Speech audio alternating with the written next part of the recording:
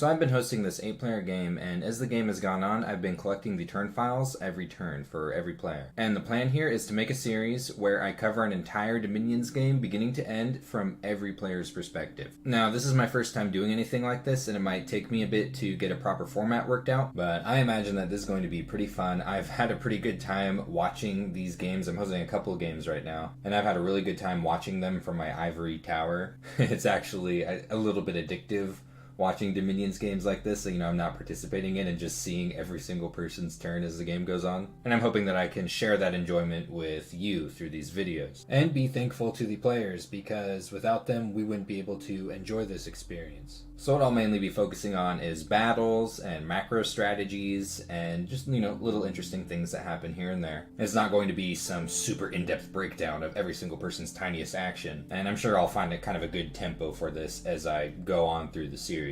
So bear with me if you ever think I'm moving either a little too fast or a little too slow. And a lot of the players in this game are brand new to multiplayer, and here and there I might make little bits of advice. I'm not trying to hurt your feelings. I'm just trying to help you and whatever players might be watching the video that are interested in the nation that you're playing. And if I ever laugh at a mistake, it's not malevolent, it's funny when someone slips on a banana peel. And there are a few players in this game that probably have more multiplayer experience than I do. So it's entirely possible that I could say something that's beneath the big brain level of whatever's going on. So this game is already about 40 turns in. If you are participating in this game and you haven't lost yet, you shouldn't be watching this. Naughty. And there's already been some pretty awesome developments in this game so far that I'm excited to cover. So that's my spiel, and let's get this series rolling.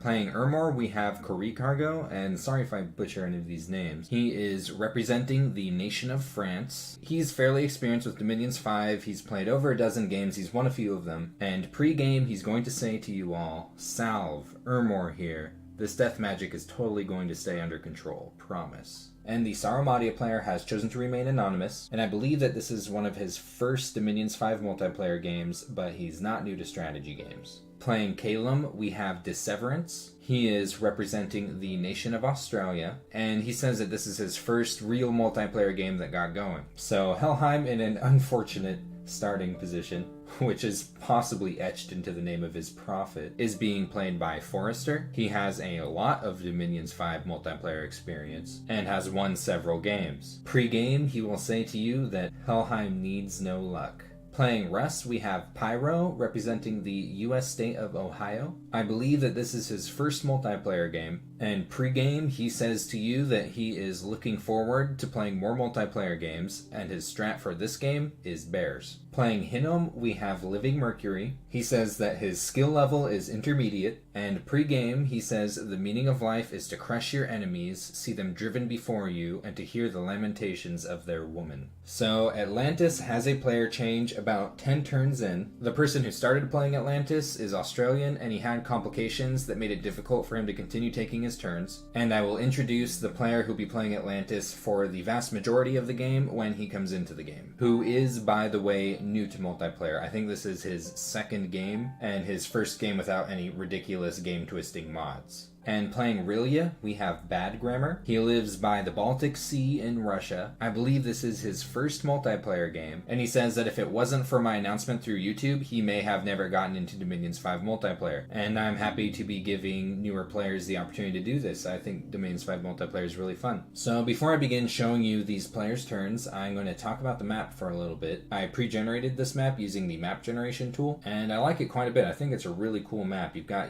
some isolated lakes, a river that's got a decent amount of bridges over it, a couple caves, neat little geographical barriers. But in the context of this game, there is something very unusual.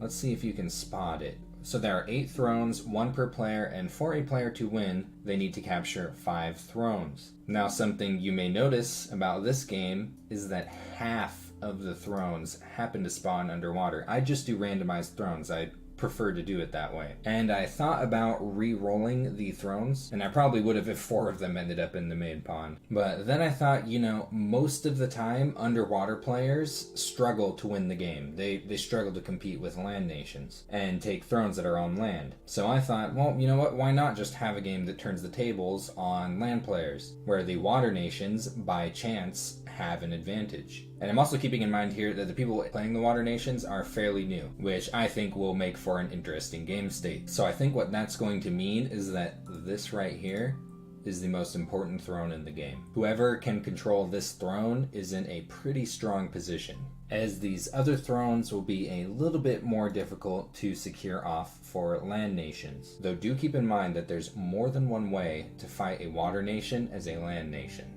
So I'm going to begin coverage from turn 2, as that's where things begin to happen. So right away, you'll notice that Ermor looks like they're using the gray ones as their pretender chassis, and they've got decent scales. It looks like they've picked up some scales in multiples of 2, possibly to capitalize from throne captures that will boost these scales. And let's take a look at their bless. Ermor has decent sacreds. So this looks like an across-the-board Rainbow Bless, with attack and defense skill, heavy shock and poison resistance, a little bit of magic resistance and undead leadership. It looks like they've put their earth and blood points both into strength, so fairly heavy strength boost. And then on top of that, spirit sight. So their sacred units are unaffected by darkness. And it looks as though Ermor will be making heavy use of their sacreds in expansion with their recruitment of H3 priests. And they're also making use of gladiators, and these are pretty interesting units. You'll see that they cost only 1 resource each and are fairly cheap in gold, but the catch is that they will only fight until they hit something or they have been hit, and then they essentially die. So while they can be useful in a pinch if you need them, if you have gold but not resources and you need a lot of units somewhere, I mean, these things, like this is a 2 attack weapon right here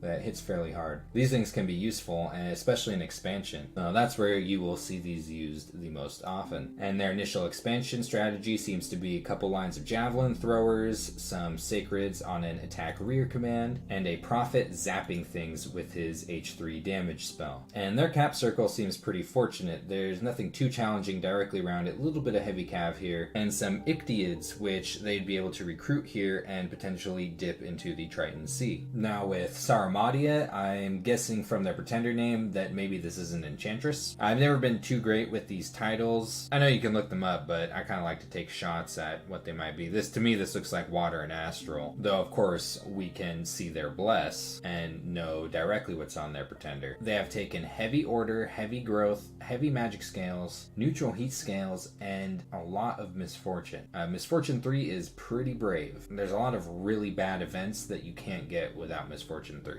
It looks like their bless is defense skill with a bit of cold resistance in water, double reinvigoration with earth, all points into magic resistance in astral, and then it looks like they've got a little bit of blood divided between strength and strong vitae. So a bit of a light bless for their Oeuropadas, which are fairly dependable sacreds with their tattoos. And it does look like that Sauromatia will be using these heavily in their expansion strategy. The prophet's name is, my scout name is Erectus, which, yep.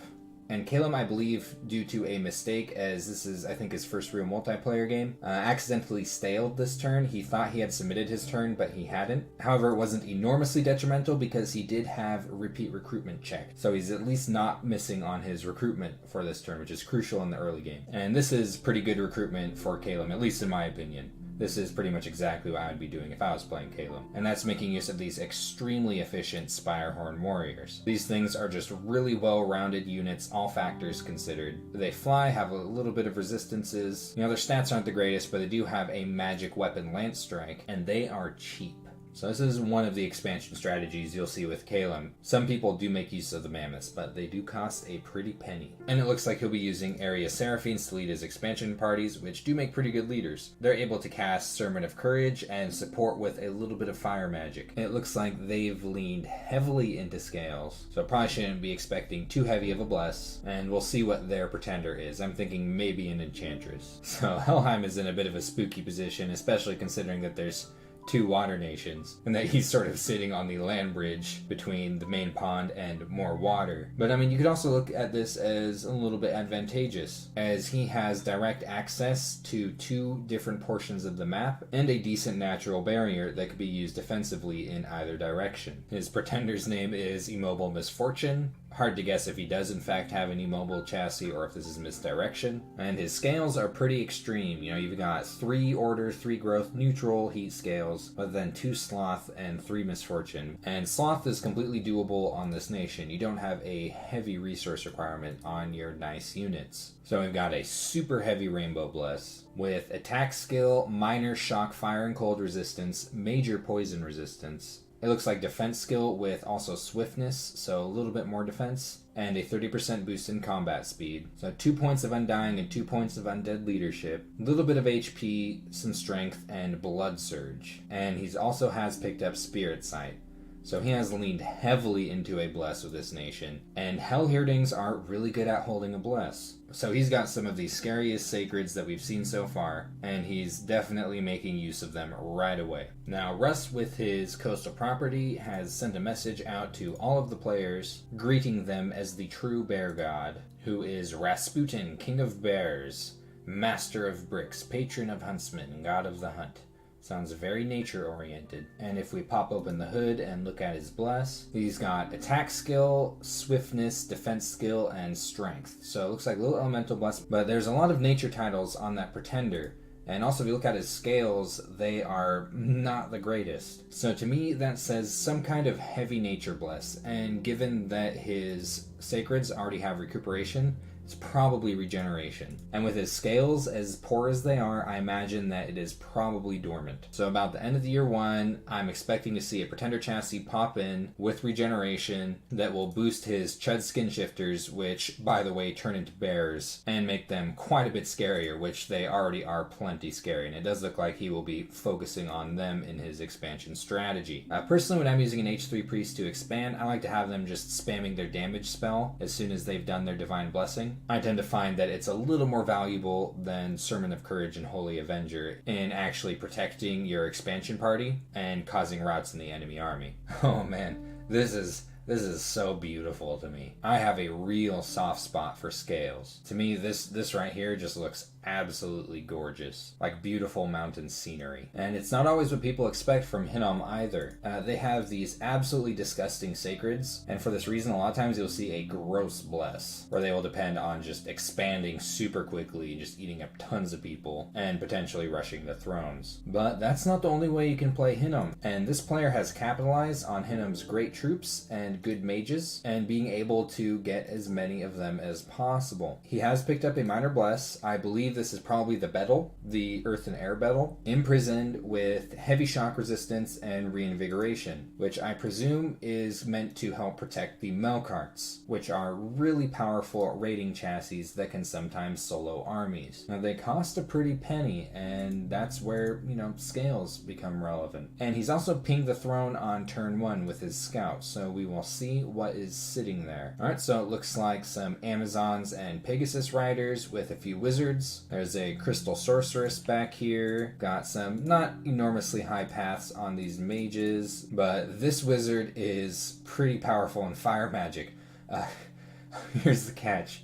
He's got a Berserker pelt. So this is really lucky for the Hinnom player that this mage is pretty much crippled by wearing a Berserker pelt. What this does is it makes him start the battle Berserk. So he's not going to be able to cast any magic. We've got multiple mages casting Communion Slave. I think what this throne was intended to do was have this guy cast Communion Master, and then a couple of these other mages support him in a Communion. Yep. But what happened is he just instantly started the battle Berserk, and he's not going to be able to do anything. So this throne isn't enormously difficult to take, and I'm excited to see how this player's strategy works out for them. So Atlantis, turn 1, has immediately been contacted by Rlyeh, and Rlyeh is looking to shake hands and ally against the land forces. Something which, if I was playing Atlantis, I would never do. I would just fucking wow. Especially with these thrones over here, I'd be scrambling over this direction. It looks like the strategy with Atlantis is Imprison Scales, and I'm thinking that by the titles that maybe this is a monolith. You'll see that there's not any bless, at least that is awake. But I'm thinking that maybe from these titles that there's some kind of incarnate nature bless. Recuperation would be a good bet. So no Wake Expander, even though that this player did know ahead of time that there was going to be a water nation in the game with him. Though Atlantis is one of the nations that can get away with an underwater fight without an expander. It looks like they're going to be making use of the extremely efficient deep ones for their expansion. These things kind of remind me of Caelum's spear units in that they're really cheap, they cost the same. They come with a couple of resistances and something, like these are amphibious, those ones are flying, like a good ability, and then do a magic attack. However, these ones have 2 attacks, and this one hits pretty freaking hard. So pretty solid units, a little low on protection, defense, and MR, but definitely reliable for underwater expansion and even in wars. And they've accumulated 63 units to use in their expansion parties just in a big long line, and they've got their H3 priest set way forward so that they could just cast whatever they want to in range of the enemy. And Rlyeh has also received a turn 1 message from Atlantis, and Atlantis is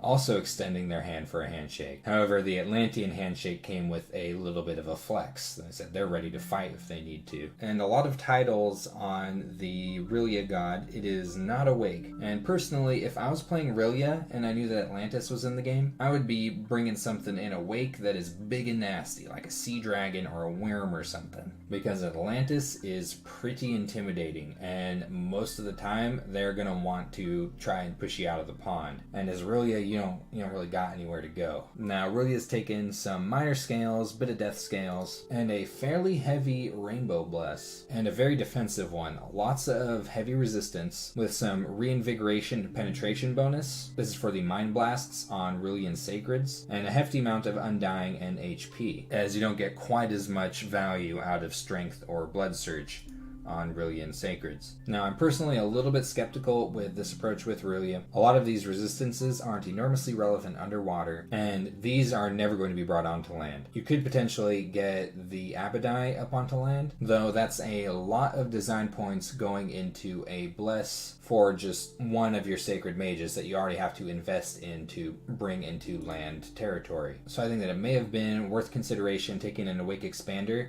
instead of a heavy bless, especially with another water nation in the game, because Rlyeh can struggle a little bit against other water nations, especially with a nation like Atlantis, which is really small. But we will see how things go. They do have most of the thrones on their side, as well as a little bit closer access to this pond one, and it looks like they're putting everything they've got into their expansion party with a ragtag assortment of units, their prophet set to spam damage spells, and an Abadai spamming Mind Blasts and Theft of Life. So this has been an introduction to the map and the players. I'm not 100% sure at the tempo I will be going with in future videos yet, whether I'll be doing a turn per video or maybe a 2 or 3 turns in the early game, we'll see, and I'm sure I'll work out a good system in time. I hope that you're excited to see this game. There's already been some pretty interesting twists and turns throughout it that I've peeked on down the road. And if you're interested in participating in these games in the future, there is a Discord link in the description that is the lobby to where I hold these games. So submit an application if you are interested. Players of all skill levels are welcome, and I do encourage people who've never played multiplayer to play. It's a lot of fun, and it's no big deal if you don't win. 7 of these players aren't going to win. That's just how Dominion's games are. Can only be one winner. And I hope that you found someone to root for in this series. Mention it in the comments if you like. And I will talk to you in the next episode. So real quick, I'm going to mention that usually my annual routine consists of working somewhere 3 to 4 months, and that's so that I can support creative pursuits for the rest of the year. And in order to attempt to extend the amount of time I can sit here and work on videos and not be in like a canning ship up in Alaska or something, I've started up a Patreon. The link is in the description. So consider throwing me a couple bucks if you're able to. It would help me out a long way, and it would certainly help shorten the breaks that I'd have to take away from working on this channel. I love making videos. I'm already doing it full time, and I'd love to continue doing it into the foreseeable future. And there are some benefits. I'll be uploading short stories from time to time that are based off of a lot of the games that I host on these channels. I've already got one up. Among other things, check it out. Thank you for listening to my pitch, and I will see you in the ether.